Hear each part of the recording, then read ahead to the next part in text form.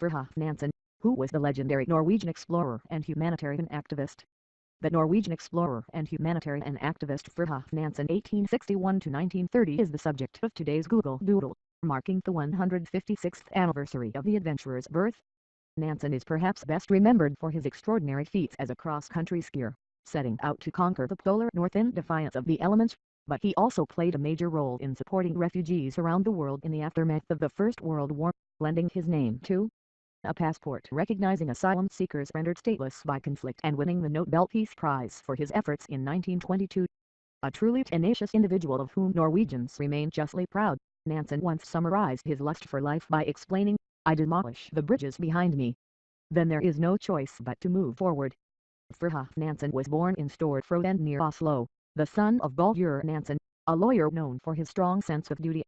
His mother Adelaide was more athletically inclined and encouraged her son's interest in outdoorsmanship and winter sports.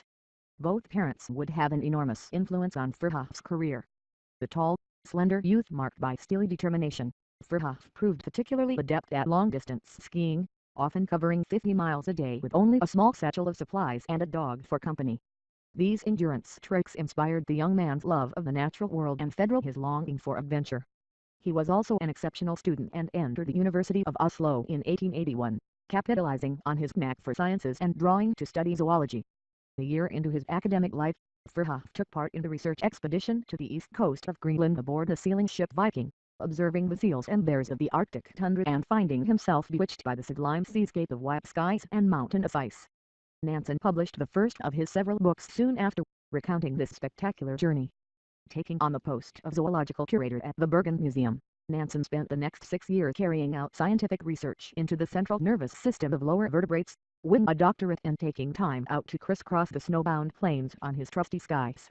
Returning to Greenland in October 1888, Nansen's next feat was to realize a long-cherished ambition to traverse the barren waste's unexplored interior. His team of 6 survived temperatures of 45 C and severe deprivation over the course of their 2-month expedition, which yielded a wealth of data about the uninhabitable expanse. Following his triumphant return from the frozen north, Nansen joined his alma mater's Zoological Institute where he immediately began plotting his next trip, a journey across the Arctic.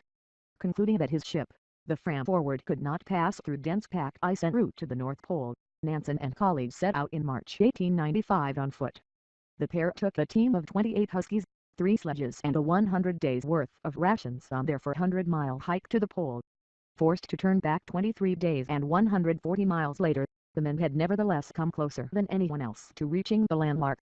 Nansen was reunited with the Fram in August 1896 after a long and arduous retreat through Franz Josef Land. In the explorer's absence, his crew had engaged in oceanographic research, again retrieving invaluable findings about the aquaculture of the northern seas. The field would preoccupy Nansen over the coming years and he was duly appointed professor of oceanography at the University of Oslo in 1908. It was at this point that Fridtjof Nansen turned his attentions away from the natural world to the men who inhabit it. A passionate advocate for Norway's independence from Sweden, Nansen became his country's ambassador to Britain in May 1908 following the successful campaign for dissolution of the Union. With the onset of the Great War, Nansen's skill as a diplomat came to the fore.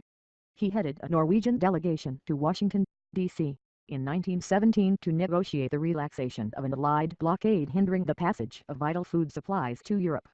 This action led to his being named president of the Norwegian Union for the League of Nations at the Paris Peace Conference of 1919, where he campaigned for the rights of smaller countries. In turn, the League of Nations asked Nansen to help with the repatriation of prisoners of war, safely returning 450,000 captured soldiers to their homelands between 1920 and 1921. It was as administrator for the High Commission of Refugees that he conceived the Nansen Passport, giving migrants from untroubled nations like Russia, Turkey, Armenia and Syria recognition with 52 foreign governments. Nansen's other contributions to international humanitarian causes included directing Red Cross aid towards those devastated by famine in post-revolutionary Russia. The scale of this undertaking was vast but difficult to pin down, with Nansen's planning credited with saving the lives of as many as 22 million people. He also negotiated the exchange of Greek and Turkish civilians trapped in enemy territory when war broke out between those two nations and came to the aid of those caught up in the Armenian genocide.